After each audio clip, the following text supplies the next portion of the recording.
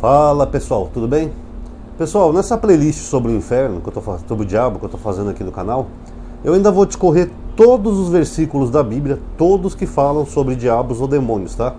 Eu já mostrei aquele de Lucas que fala que Jesus via Satanás caindo no céu, não tem nenhum ser espiritual ali, ou quando Jesus chama Pedro de Satanás, e recentemente eu falei do diabo do Apocalipse, né, que as pessoas pensam que é um diabo, não tem nenhum ser espiritual ali, tá pessoal? E também já provei na Bíblia que é pecado acreditar no diabo, porque Deus é um só, segundo a Bíblia, e ele não divide a sua glória com nenhum outro ser. Ele fala isso em Isaías, ó, eu sou Deus e fora de mim não tem outro. Então o que os cristãos fazem é exatamente aquilo que Paulo falou em Romanos, que eles dividiram a glória do Deus único em outra divindade chamada diabo que nem sequer existe, tá? E se Jesus falou lá que quem blasfemar... Deixa eu passar, Ciro aí, que tem dias que é complicado. E Jesus falou que quem blasfemar, ou seja, substituir por a glória que vem do Espírito Santo por um diabo, um Beelzebub, outra coisa, essa pessoa comete um pecado sem perdão.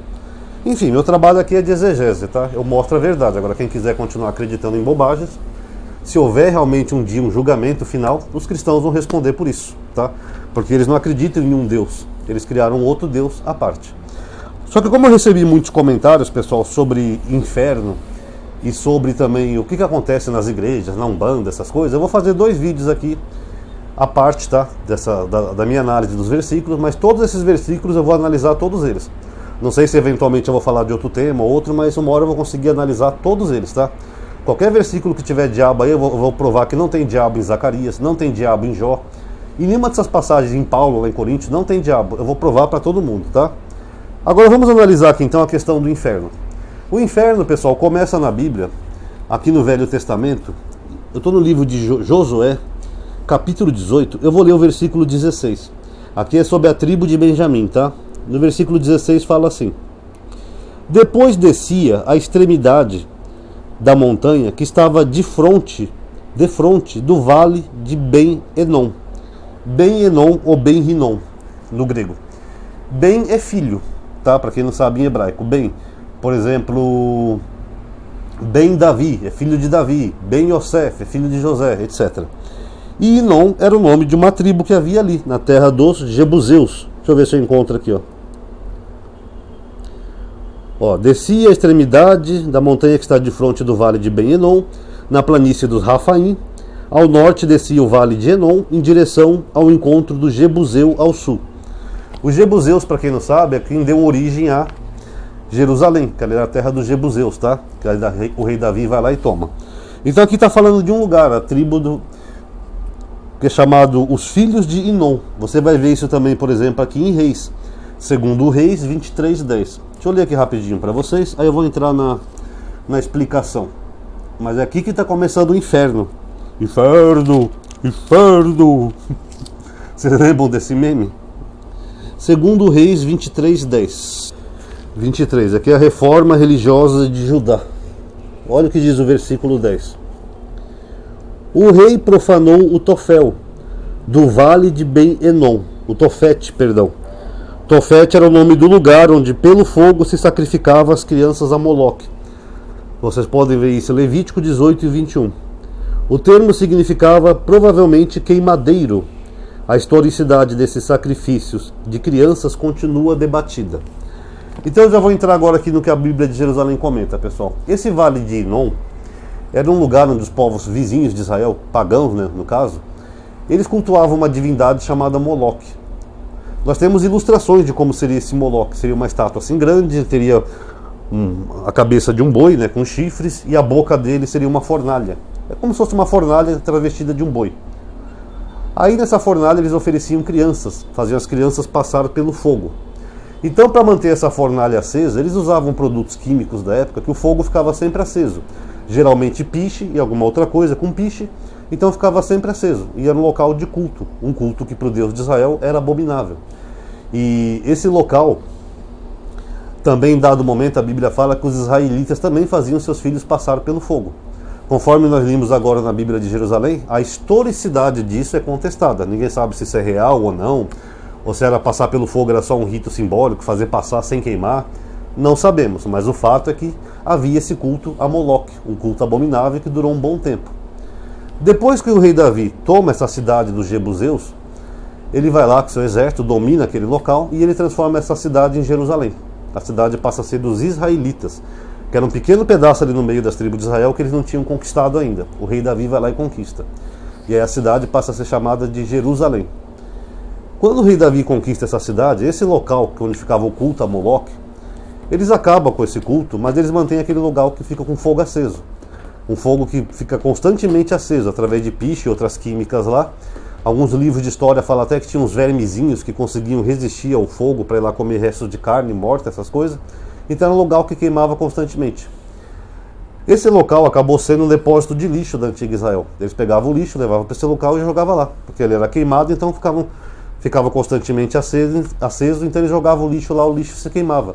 Era uma forma que eles encontraram de se livrar do lixo. Aí quando chega Jesus no Novo Testamento, eu vou ler aqui para vocês Mateus 5, 29. Jesus usa esse lugar como uma metáfora para um castigo, para quem comete pecado. Eu vou ler aqui para vocês, ó, Mateus 5, 29.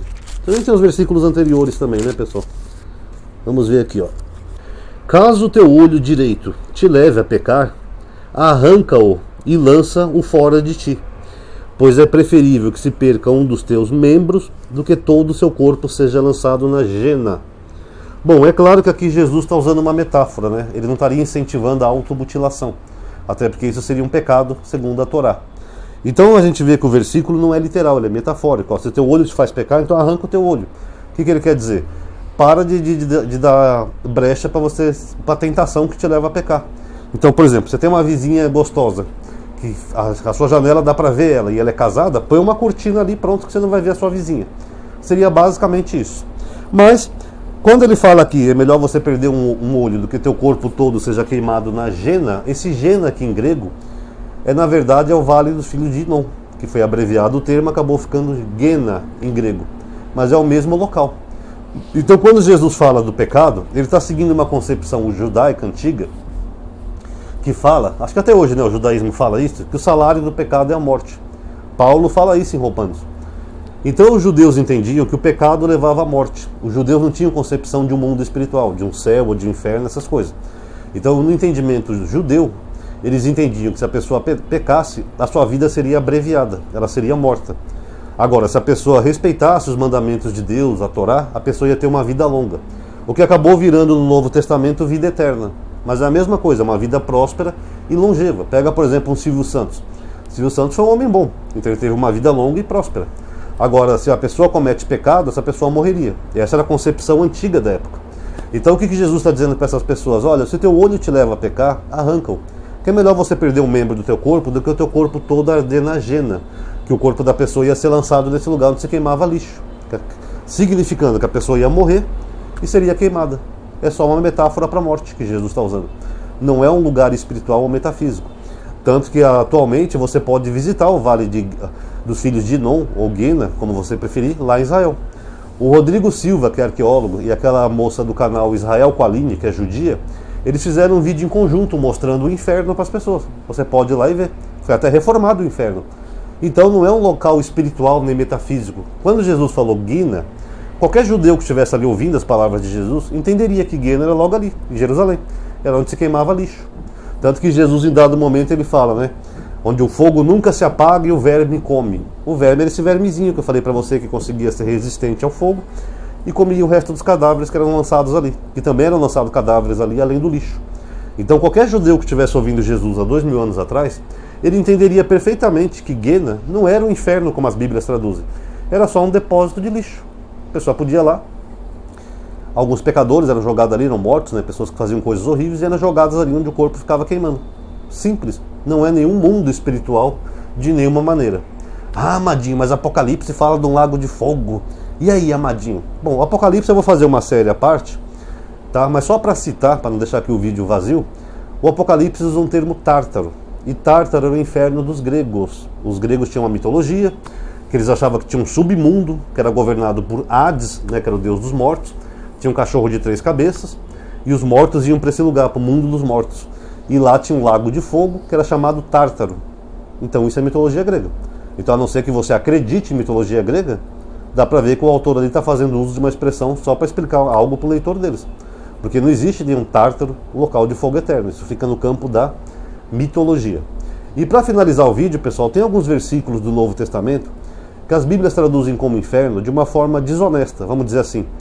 Porque o autor, às vezes, do Novo Testamento, ele está citando algo do Velho Testamento. Só que o Velho Testamento, que eu falei, não tem inferno. Não tem isso na concepção judaica, nem hoje. Mas aí eles traduzem como inferno por causa do termo grego. Eu vou dar um exemplo para vocês de Atos 2.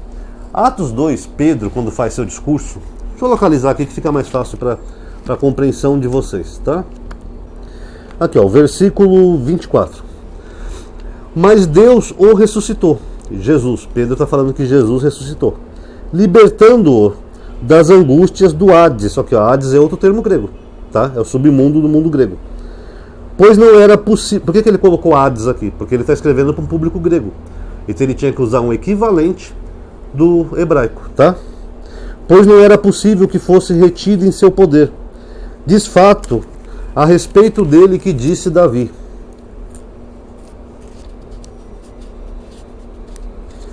Versículo 27. Porque não abandonarás a minha alma no inferno, não permitirás que o teu santo veja a corrupção. Aqui, pessoal, na verdade, ele está citando um salmo. Mas enfim, o salmo de Davi fala assim. Davi estava sendo perseguido pelos seus inimigos, inclusive o rei Saul. Aí nesse salmo ele fala assim de si mesmo. Não permitirás que o teu santo, que era o próprio Davi, veja a corrupção, que seria a morte, né, a corrupção, e nem que teu corpo permaneça no Sheol. Só que Sheol em hebraico não é um mundo espiritual. Sheol em hebraico é tumba, é sepultura, é cova, é para onde você enterra os mortos. Você vai no cemitério e está cheio de covas ali. Então aquilo ali é um Sheol. Então Pedro, quando está fazendo o seu discurso, ele está usando um termo, ele está citando Davi em hebraico. Então não tem como Pedro ter falado inferno se Davi nem sabia o que era inferno e Davi não usou essa palavra. Acontece que ali, como o Novo Testamento é escrito em grego, eles tentam usar um equivalente para o hebraico. E o equivalente que ele usou foi Hades, que era a morada dos mortos. Assim os leitores gregos entenderiam que ele estava falando de uma sepultura, de uma cova, não de um lugar espiritual. O que Pedro está dizendo é que Deus não permitiu que Jesus ficasse na cova, que depois de 3 dias Deus o ressuscitou. Então é basicamente isso, não é nem o inferno. Porque Pedro está citando Davi. Davi não falou inferno, ele falou sepultura, cova. Então o fato dele ter usado o termo Hades ali é porque ele está fazendo um equivalente para os gregos entenderem o que era o Sheol, é cova e sepultura. Aí depois as traduções colocam inferno, só que inferno não é nem uma palavra grega, é uma palavra latina. Então não tem nem sentido, né? Isso confunde o leitor e faz o leitor acreditar que existe um mundo espiritual chamado inferno. Na verdade o inferno mencionado na Bíblia existe, é físico, está lá em Israel, foi restaurado, você pode visitar, e tem essas outras palavrinhas que são traduções de termos hebraicos que eles usaram equivalentes, mas nenhuma delas se refere ao mundo espiritual, tá bom? Então, resumindo e finalizando o vídeo, o inferno não existe, tá bom? Quem gostou do vídeo, pessoal, antes de eu encerrar o vídeo, até só para não esquecer, eu estou experimentando colocar agora no final do vídeo um QR Code para pedir Pix, tá? Só que eu fiz isso daí com o meu aplicativo. Deixa eu passar a sirene que eu vou explicar. Porque onde eu moro é complicado, pessoal. Eu fiz o aplicativo o QR Code, tirei uma captura de tela, editei com Paint e coloquei no vídeo. Só que eu não sei se funciona, porque eu nunca mexi com isso. É a primeira vez que eu estou usando o QR Code. Falaram que é só colocar a imagem no vídeo que a pessoa pode fazer um Pix. Então eu estou experimentando, tá? Se alguém quiser fazer a gentileza de fazer um Pix, pode ser de R$1, 50 centavos, até 10 centavos que seja, só para me ver se funciona e me avisar. Ó, Ronaldo, eu fiz pelo QR Code e funcionou. Peguei o celular, coloquei na tela, funcionou. Por gentileza, faça esse favor para mim. Qualquer valor, pode ser até R$1 que não vai fazer falta para ninguém. Pega e escaneia o QR Code e me avisa que fez. Caiu, se eu receber o Pix, eu vou saber que está funcionando, tá bom? Então quem puder fazer essa gentileza, fique à vontade. Quem gostou do vídeo, por gentileza, dê um like, se inscreve no canal, ativa o sininho. Eu tenho 2 listas de aviso, tá? WhatsApp e Telegram, para burlar um pouco o bug do YouTube, né? O YouTube não avisa a todos os inscritos quando o canal faz um vídeo novo. Compartilha nos grupos para as pessoas verem, tá? Ver que realmente não tem nenhum inferno espiritual na Bíblia. E comente também, que seu comentário é muito importante, tá?